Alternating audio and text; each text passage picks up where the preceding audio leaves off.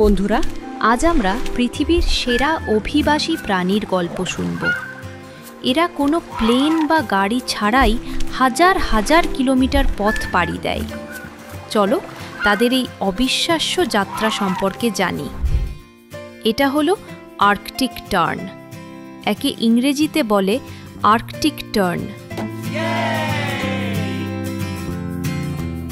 এই পাখিটি প্রতি বছর উত্তর মেরু থেকে দক্ষিণ মেরু পর্যন্ত ঘুরে আসে, যার ফলে সে পৃথিবীর অন্য যে কোনো প্রাণীর চেয়ে বেশি দিনের আলো দেখে। এটা হলো মনার্ক প্রজাপতি, একে ইংরেজিতে বলে মনার্ক বাটারফ্লাই।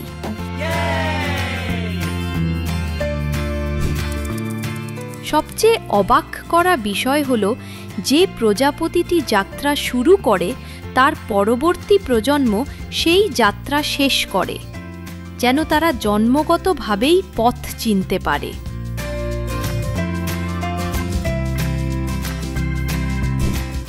এটা হলো ওয়াইল্ড বেস্ট, একে ইংরেজিতে বলে ওয়াইল্ড বেস্ট।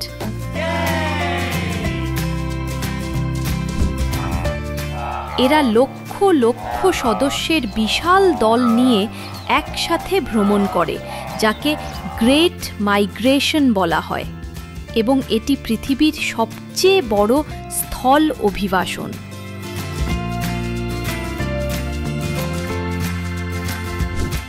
এটা হলো হাম্পব্যাক তিমি, একে ইংরেজিতে বলে হাম্পব্যাক হোয়েল।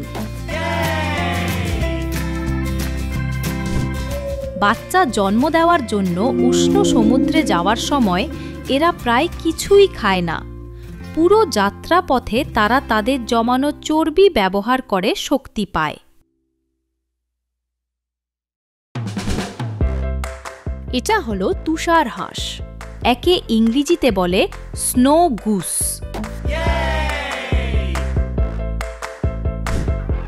ওড়ার সময় এরা ভি আকৃতির দলে উড়ে, যা তাদের শক্তি সাশ্রয় করতে সাহায্য করে।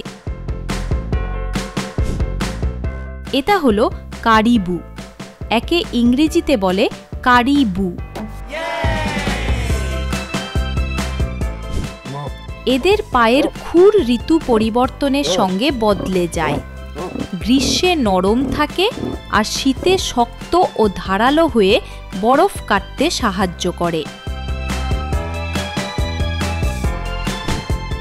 এটা হলো স্যালমন মাছ, একে ইংরেজিতে বলে স্যালমন।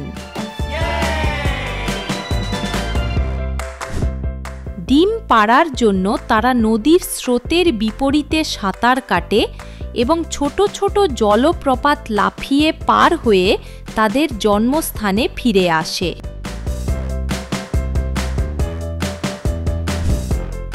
এটা হলো হাতি, একে ইংরেজিতে বলে এলিফ্যান্ট।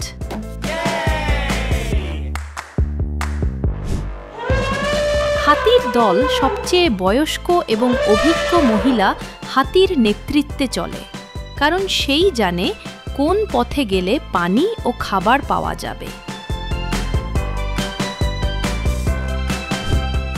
এটা হলো চামচ ঠুঁটো পাখি, একে ইংরেজিতে বলে স্পুন বিল।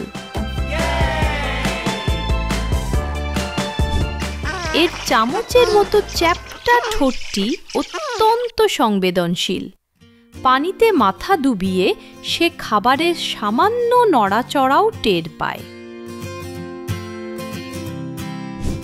এটা হলো লগার হেড কচ্ছপ, একে ইংরেজিতে বলে লগার হেড টার্টল।